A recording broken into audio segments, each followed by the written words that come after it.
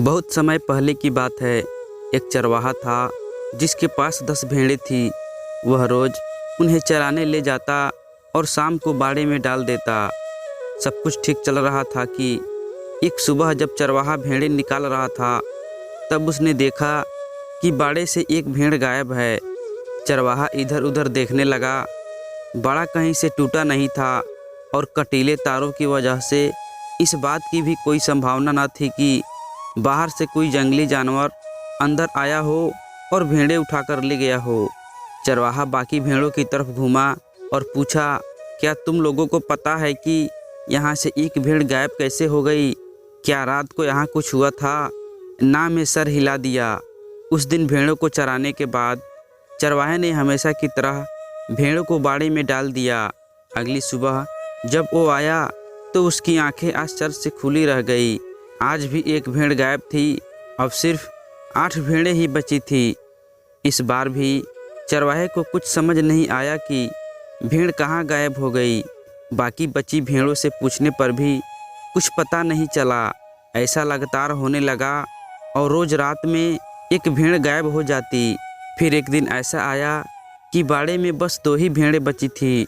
चरवाहा भी बिल्कुल निराश हो चुका था।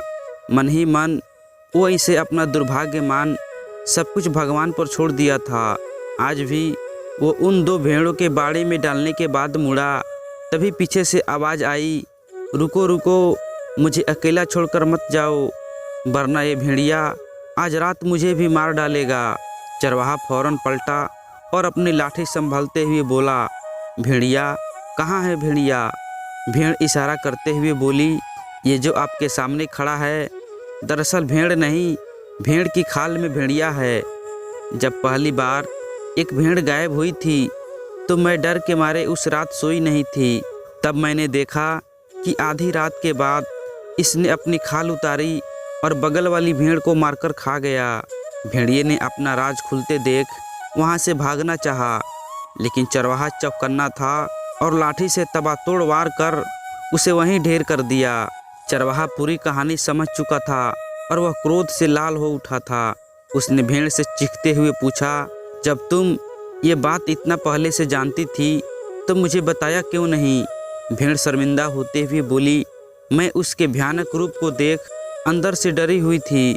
मेरी सच बोलने की हिम्मत ही नहीं हुई।